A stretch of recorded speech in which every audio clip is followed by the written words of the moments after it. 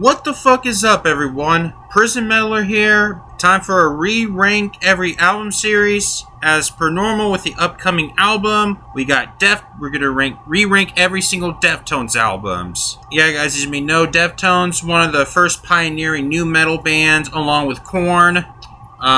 They influenced the whole entire genre of new metal, and not just that, with shoegaze, pop, dream pop, and others. So yeah, guys, before we go through every album, just so you know how we do it, I review every album in order of release and give them a ranked score out of 5, with 0 being the worst rating and 5 out of 5 being the best rating. Now, before we begin, we'll go for a few ground rules. We're only going through studio albums from Adrenaline to Ohms. We're not reviewing their new album because it's not out yet. I am not interested in EPs, live albums, covers, compilations, demos, re-recorded materials, and I'm also not interested in solos or side projects from band members. Anyways, let's go ahead and begin. Alright, starting up, we got is Adrenaline, released October 3rd, 1995, off of Maverick Records. Now, as you may know, this is pretty much considered as the second new metal album after Korn's self-titled album, which came out the year before this album. As you may know, this is the only album that's performed in standard regular tuning, which is pretty rare for a new metal sound to it. It's got some elements of hardcore punk, some alternative rock, some hit rap rock elements throughout. And I say it's a debut album. Let's go for here. Compared to Korn's self-titled album, this album is more melodic than the Korn self-titled album. I mean, it may have some similarities. It's just, not quite as aggressive as Korn's self-titled album. Gino's pretty aggressive a lot throughout the album. What I'm trying to say is, Adrenaline is the diet soda of Korn's self-titled album. Now, don't get me wrong, I pretty much enjoyed through the most part of this album. I like the aggression throughout. I like the harsh vocals from Chino. But as for the lyrics and the clean vocals sometimes from Chino, I'm not quite feeling it. I kind of find the lyrics a bit juvenile on the track 7 Words. And I'm not a fan of his rapping. It's kind of cringe a bit at times. But overall, I kind of think it's a solid album in some cases, so I would gonna go for a 3 to 5. I thought this was pretty decent album. Why not lower? Is because I like this aggression towards this album. I like the instrumentation and stuff like that, but it's mainly the lyrics that doesn't do much for me. Alrighty, next up we got is Around the Fur, released October 28, 1997. Off of Maverick Records. Now, this album, where I feel like it is a lot stronger than their last album, much stronger. It has better production. It's a lot more original than Adrenaline.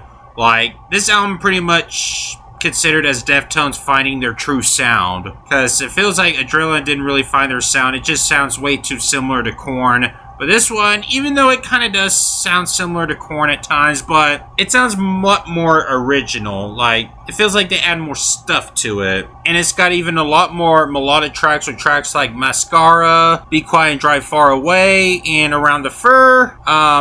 It's a lot more melodic than any of the stuff that I hear from Adrenaline. And it's got some really heavier songs with tracks like Ricketts, Head Off, which features Max Cavalera. And even My Own Summer Shove It is a pretty heavy song too. Yeah, I thought this is an enjoyable album. I can't find anything to criticize. Well, I guess maybe you can say the long silence around the end of the album with the hidden tracks and stuff like that. I kind of find the long silence ridiculous, but that's kind of a hit. That's pretty much intended for, so I'll give that one a pass. So I think I originally rate this a 3.5 out of 5 on my original ranking, so I'm going to move up to a 4 to 5. Yeah, I can't find anything to criticize. I don't think there's any filler on this album. Even though this is not my favorite Deftones album, I would start with this album if y'all are new to Deftones. So, yeah, guys, if you're new to Deftones, I would start with this album. Even though this is not my favorite Deftones album, we'll get to that later. Well, very shortly. So yeah, guys, I thought this was a great album. Definitely a new metal classic. Alright, next up we got is White Pony, released June 20th, 2000, off of Maverick Records. Now, guys, this is where we came to the point where I think this is Deftones' best album to date. Yes, this is my favorite Deftones album, White Pony. Now, with this album, band started to experiment a lot more than what they did on Around the Fur, while still keeping some of their new metal elements. They added some shoegaze elements, some trip hop, some more artsy-fartsy sound to it, more post-rock to it, and yeah, I feel like this has a lot more mature sound to it than their first two albums does. Like, it's a lot more mature album. Like, it feels like a lot of band members put everything in the table. Like, they were heavily influenced by bands like Tool, Faith No More, Nine Inch Nails, Pink Floyd. I mean, especially The Cure. They're kind of more hornier with the lyrics, I guess. I don't know why. I mean, Deftones is classified as horny new metal. I don't know why. But anyway, yeah, like basically with the lyrics and stuff like that. Like they got a lot more of this dynamics with tracks like Elite. It's a lot more straightforward with some of the industrial metal sound influences here. And it's got some odd lyrics too, like Digital Bath.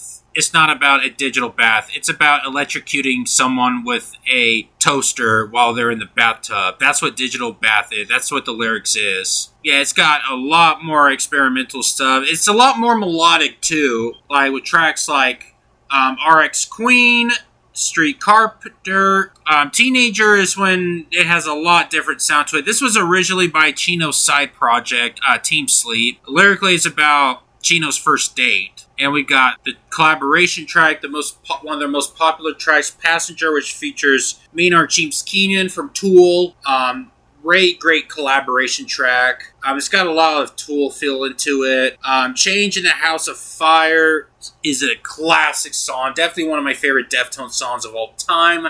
This is the song that defines Deftones. Like, they truly find their sound a lot more than what they did with Around the Fur. I mean, I just love this elements to it. They continue to keep having this since this album came out. I just think this album is fantastic. So, I am going to go for 4.5 out of 5. I think this album is straight up amazing. It is a classic. It's definitely a new metal classic. It has a lot more flavor to it than Around the Fur does. Like, much more flavor. An album title that's based on cocaine. An amazing album. Definitely listen to while high, I guess. I don't know. But yeah, guys. Amazing fucking record. Alrighty, next up we got is their self-titled album. Released May 20th, 2003 off of Maverick Records once again. Now, this is where the band starts to expand more. They added, they're now using 7-string guitars, unlike their previous albums, to have a much more heavier tone to it. I mean, it opens off with Hexagram, which has a lot more, it's a very aggressive track and melodic at the same time too. I mean, Chino was spot on with the vocals. It's just so fucking heavy. Like, it just hits hard. I think I would consider it as one of their most underrated tracks. And I love the track Needles and Pins, where it's all performed by bass guitar. I just love how original it sounds, and the production is flat out phenomenal. I would say it's a heavier version of White Pony. That's how I consider this album is. And it's got some more melodic tracks too, with tracks like Minerva, Battle Axe, and we got some trip hop sounding too, similar to Teenagers, with tracks like Lucky You. I find this a very interesting track too, with the different dynamics and stuff like that around the interlude. And it's got some nice, solid shoegaze ballad like Anniversary of an Uninteresting Event. And it's got some new metal sounds to it as well, like really heavy new metal sound to it, with tracks like When Girls Telephone Boys and Mona, as well as Bloody Cape. Yeah, honestly, I think this is Deftones' most underrated album, to tell you the truth. For some reason, a lot of people don't like this album for some reason. If y'all have heard this album once and y'all didn't care for it, give this another listen. I feel like this is their most underrated album. Now look, I'll admit, I didn't like this album at first, but when I listened to it again, I really liked it. So, I would go for 4 to 5. A very enthusiastic one. I thought this was a really great album for sure. I think I like this more than Around the Fur, to be quite honest with you. If y'all heard this album and didn't like it at first, give this another listen. This is a great album. I consider this as a heavier version of White Pony. That's all I have to say here. I thought this was underrated. Okay, next up we got a Saturday Night Wrist, released October 31st, 2006, off of Maverick Records. Once again, and yeah, guys, as you know, this is the band's final album with Kai Chin on bass due to his car accident that happened 2 years later, which we'll talk about that a little later on. And according to Chino, this is the most difficult album that Deftones make, and I kind of see why. As you know, it's kind of a downfall of this album. I mean, it started off really strong with tracks like Hole in the Earth. Mainly the first half of this album really started off strong. I mean, it still got a lot of shoegaze elements. It pretty much abandoned this new metal sound to it. Well, it kind of does a few times here and there, with some elements of post-hardcore, alternative rock, etc., space rock as well, and some prog rock as well. So yeah, it's got some nice solid space rock elements for tracks like Beware. Cherry Waves is another classic song. I do like this collaboration Deftones did with Serj Tankian from System of a Down called Mine, a really solid song. It's mainly the second half of this album that started has some fillers. Now, there's one song I cannot stand, and I arguably would say this is Deftones' worst song, and that is Pink Cell Phone. Why the fuck is that on the album? Why did y'all make that song? I mean, it has this weird trip-hop sound to it, and that lady on the outro, it's just so fucking cringe. This song is kind of gross. Like, disgustingly gross. I mean, I know this is trying to be funny, but I don't find this funny. It's more gross than funny. Yeah, I don't know why they made that song, but Rats, Rats, Rats, that's probably the most underrated Deftones song ever. I do love the song Rats, Rats, Rats. I mean, it's got some solid moments in the second half, but there's some filler on it. So, I could give this album a 3 out of 5, but because Pink Cell Phone is on there, I'm going to go for a 2.5 out of 5.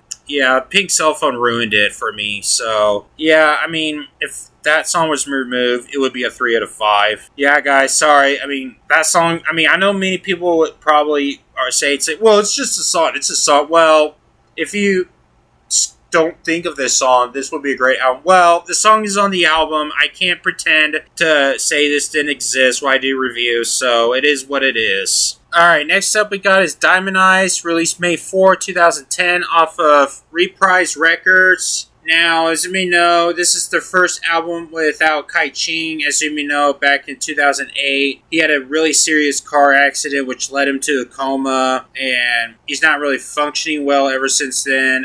He passed away in 2013 due to a cardiac arrest. Now, as with this album, I mean, this originally wasn't supposed to be the album. That album was supposed to be, I think it's called Eros, but the album got scrapped because of the car wreck. So they made this album instead, where they got Sergio Vega on bass. Now, with this album, it's kind of more like a standard type album for me. I mean, it's got some really solid tracks like Diamond Eyes, You've Seen the Butcher, Royal, Sex Tape, Beauty School, and all that. But my main little bit of complaint about this album is mainly the closing track, This Place Is Death. I mean, it's a little filler, but it's not too bad. Overall, guys, I mean, the production is phenomenal. That would be like a 4 out of 5. As for the songwriting goes, I would say a 3 out of 5. So let's go ahead and divide it and go for a 3.5 out of 5. So yeah, guys, I understand this was like a fan favorite album to several people, but which I can see why. Production is great, the mixing is phenomenal, but the songwriting is pretty much standard. So we'll go for that. Next up we got is Koi no Yokan, released November 12, 2012, off of Reprise Records. Now, I would say that this is a much stronger version of Diamond Eyes. I mean, they still kept the elements with mostly some more elements of alternative rock, alternative metal, more shoegaze sound to it. I mean, it's got some solid atmosphere. I really love the atmosphere to it. I would have to say this is probably my second favorite Deftones album behind White Pony. I mean, I just love this production. I love this melody throughout with tracks like Leathers and Entombed And it's got some heavier moments too, like Poltergeist and Graphic Nature. And I kind of like some of the transition with tracks like Romantic Dreams, such like that. Rosemary is such an amazing song. Definitely one of the most melodic tracks that Deftones has ever made. Yeah, it's all there. I think originally back then I gave this a 4.5 out of 5. I feel like that rings a bit too high, so I'm going to lower a bit to a 4 to 5, but a very enthusiastic one. So we'll go for that. But otherwise guys, I just love the production. It's phenomenal. I feel like I'm pretty much say this is better than Diamond Eyes, that's for sure. And I think it's pretty much their strongest since White Pony. Up next we got is Gore, released April 8, 2016, off of Reprise and Warner Brothers Records. Now, as you may know, this is one of those albums where it's pretty hard to remember, no matter how many times you listen to this album. Okay, now they still have the production and stuff like that. I mean, it kind of has this weird, different space rockish sound throughout the album. I mean, the album pretty much started off strong with tracks like Prayers, Triangles, Doom User, but as to the rest, like, it doesn't matter how many times you listen to it, it's very unrememberable and not very memorable. Like, I don't know. I mean, I feel like there's a lot of things that are missing from the album compared to the other Deftones records. I feel like it's less energized, I guess, and this album, I think this is the first album after Kai Ching passed away in 2013, and stuff like that. So the bands are pretty much going through some shit. How I would describe this album is the meal looks good, but lacks a lot of things. Like, let's say you added like some topping, like let's say you shredded like some onions on top, like on a burger, you started tasting it, and you started like chew the onions, but it has no flavor to it. That's pretty much how I would feel this album. I mean, it's got some solid cuts, like I said earlier, with tracks like Prayers, Triangles, Doom User, Hearts Wires, Geometric Headdress, and Phantom Bride, which features Jerry Cantrell from Alice in Chains, and anything else is pretty much just filler. Like, it's mostly filler throughout the album, and I would argue that this is Deftones' worst album. Now, it's not terrible by any means, it's just, I don't know, it's just very hard to remember those songs, so I'm gonna go for a 2 out of 5, maybe leaning towards a 2.5, mainly because, I mean, the production is still there, this production mixing is still great, but the album, for the most part, barely has any replay values. Alrighty, next up we got is Ohms, released September 25th, 2020, off of Reprise / Warner Brothers once again. And this album pretty much stepped the game up a bit. Now, as you may know, I think this is the band's first album with 9-string guitars, which definitely fits the tone on the album. This is their last album with Sergio Vega from bass. I feel like the album brings a lot to the table. I would say it's somewhat a return to roots album, but not completely. Pretty much like I said with Diamond Eyes, but I would say this is like Diamond Eyes, but better. I kind of pretty much consider it as Ohms Part 2. No, I'm sorry, not Ohms. Koi no Yokan Part 2. I mean, they still have some melodies throughout. I really enjoy this experimentation throughout. I dug the closing track, Ohms. Really solid track. And it's got some it's got some new metal elements that pretty much bring back, like, opening track, Genesis. It's pretty much how you wanted to hear from Deftones. And I also like some of this avant-garde approach to it with tracks like The Spell of Mathematics. That's probably one of the most underrated songs ever off the album. I just love this experimentation of it. And the production is crystal clear, really great production by Terry Date. He came back since their self-titled album, even though he was involved in Eros, which is a scrapped album. But overall, guys, I think this is a pretty solid record, a pretty great record. I think on my original ranking, just like with Around the Fur, I originally gave this a 3.5 out of 5, so I'm going to go for a 4 out of 5. I think this is a really great record. I actually enjoyed it. Alright, guys, so I was re-listening to the album after the recording of this video, and I'm decided to keep it a 3.5 out of 5, mainly because there's a little bit of filler around the second half of the album, but it's a very strong 3.5 out of 5. It's just a little bit of filler around the second half of the album, but it's not a lot. It's just a little. And I'm definitely looking for what they got on their next album, Private Music. I mean, I can't wait to see what they put out on Private Music. I mean, Ohms, I feel like this is a really great record, for sure. So, yeah, guys, let's see what they got on Private Music coming soon on my standalone review on it. Alright, guys, that is it. That's my ranking of every Deftones album. So, what would you rank the Deftones albums? Let me know in the comments. So, yeah, guys, that's the video. I will be working on Between the Buried and Me soon, and since they have a new album coming out on September 12th. So, yeah, guys, more reviews, more videos coming up soon. So, in the meantime, if you're looking forward to it, if you haven't subscribed to my channel, please do so. Leave a like and all that. And check out those videos that's popping up on the screen. And I'll see you guys next time.